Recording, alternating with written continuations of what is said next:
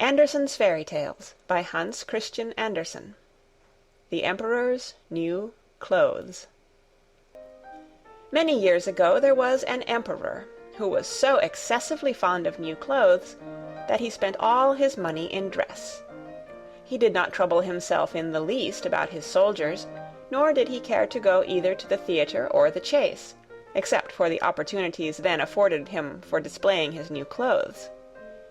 He had a different suit for each hour of the day, and, as of any other king or emperor one is accustomed to say, "He is sitting in council," it was always said of him, "The emperor is sitting in his wardrobe." Time passed merrily in the large town which was his capital. Strangers arrived every day at the court. One day 2 rogues, calling themselves weavers, made their appearance.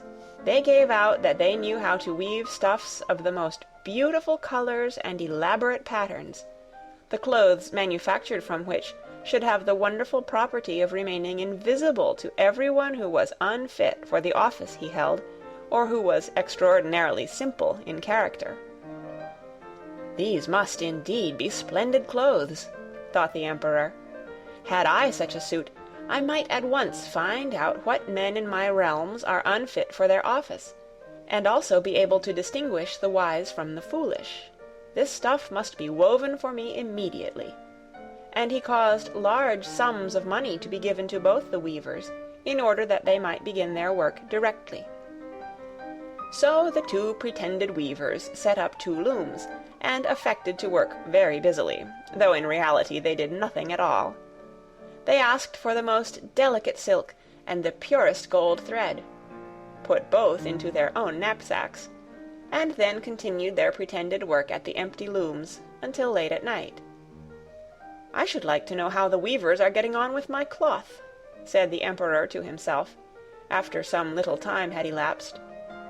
He was, however, rather embarrassed when he remembered that a simpleton, or one unfit for his office, would be unable to see the manufacture. To be sure, he thought he had nothing to risk in his own person, but yet he would prefer sending somebody else to bring him intelligence about the weavers and their work before he troubled himself in the affair. All the people throughout the city had heard of the wonderful property the cloth was to possess, and all were anxious to learn how wise or how ignorant their neighbors might prove to be. "I will send my faithful old minister to the weavers," said the emperor at last, after some deliberation. "He will be best able to see how the cloth looks, for he is a man of sense, and no one can be more suitable for his office than he is." So the faithful old minister went into the hall where the knaves were working with all their might at their empty looms. "What can be the meaning of this?" thought the old man, opening his eyes very wide. "I cannot discover the least bit of thread on the looms." However, he did not express his thoughts aloud. The impostors requested him very courteously to be so good as to come nearer their looms, and then asked him whether the design pleased him, and whether the colors were not very beautiful, at the same time pointing to the empty frames. The poor old minister looked and looked. He could not discover anything on the looms, for a very good reason, viz., there was nothing there. "What?" thought he again. "Is it possible that I am a simpleton? I have never thought so myself, and no one must know it now if I am so. Can it be that I am unfit for my office? No, that must not be said either. I will never confess that I could not see the stuff." "Well, Sir Minister," said one of the knaves, still pretending to work, "you do not say whether the stuff pleases you." "Oh, it is excellent," replied the old minister, looking at the loom through his spectacles. "The pattern and the colors, yes, I will tell the emperor without delay how very beautiful I think them."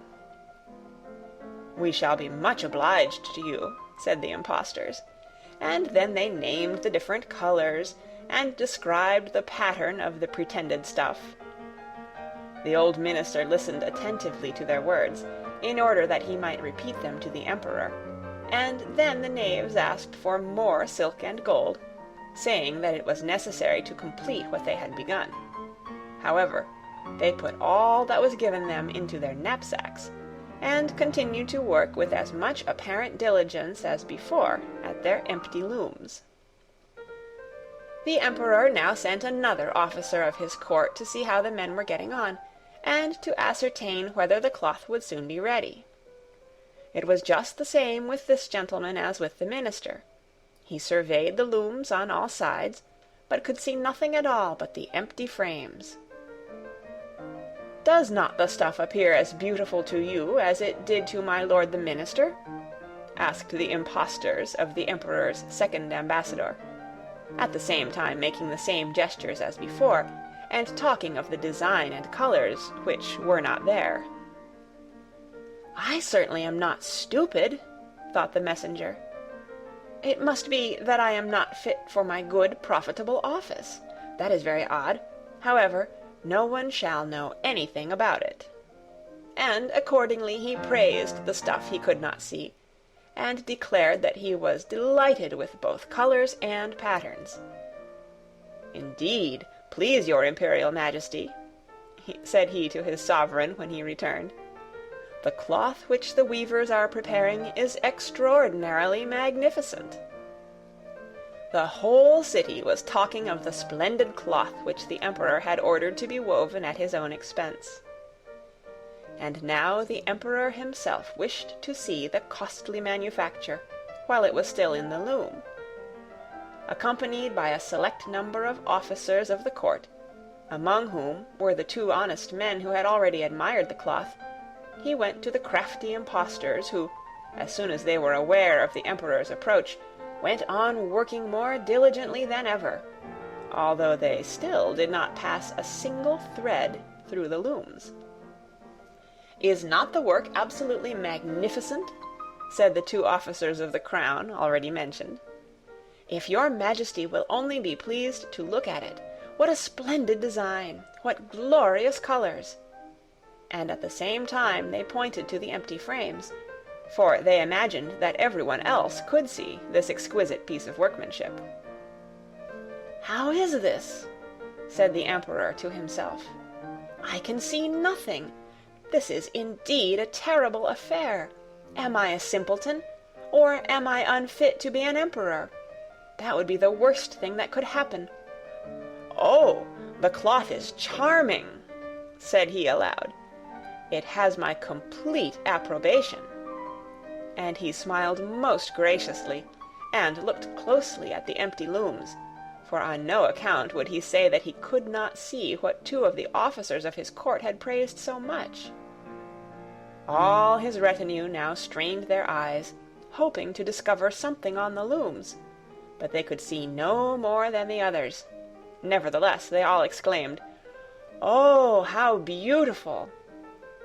and advised his majesty to have some new clothes made from this splendid material for the approaching procession.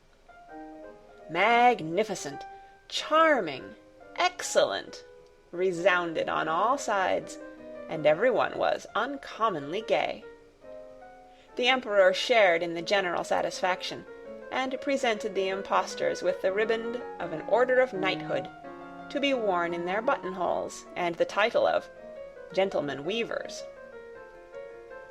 The rogues sat up the whole of the night before the day on which the procession was to take place, and had 16 lights burning, so that everyone might see how anxious they were to finish the emperor's new suit. They pretended to roll the cloth off the looms, cut the air with their scissors, and sewed with needles without any thread in them. "See!" cried they at last, "the emperor's new clothes are ready." And now the emperor, with all the grandees of his court, came to the weavers, and the rogues raised their arms, as if in the act of holding something up, saying, "Here are your majesty's trousers, here is the scarf, here is the mantle. The whole suit is as light as a cobweb. One might fancy one has nothing at all on when dressed in it. That, however, is the great virtue of this delicate cloth. "Yes, indeed," said all the courtiers, although not one of them could see anything of this exquisite manufacture.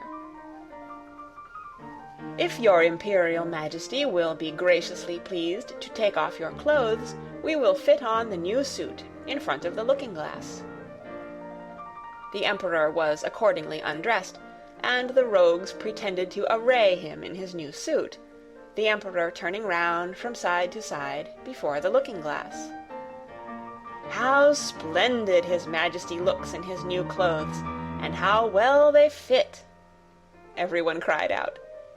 "What a design! What colors! These are indeed royal robes!"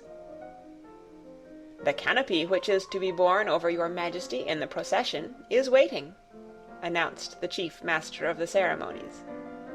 "I am quite ready," answered the Emperor. "Do my new clothes fit well?" asked he, turning himself round again before the looking-glass, in order that he might appear to be examining his handsome suit. The lords of the bedchamber, who were to carry His Majesty's train, felt about on the ground, as if they were lifting up the ends of the mantle, and pretended to be carrying something, for they would by no means betray anything like simplicity or unfitness for their office.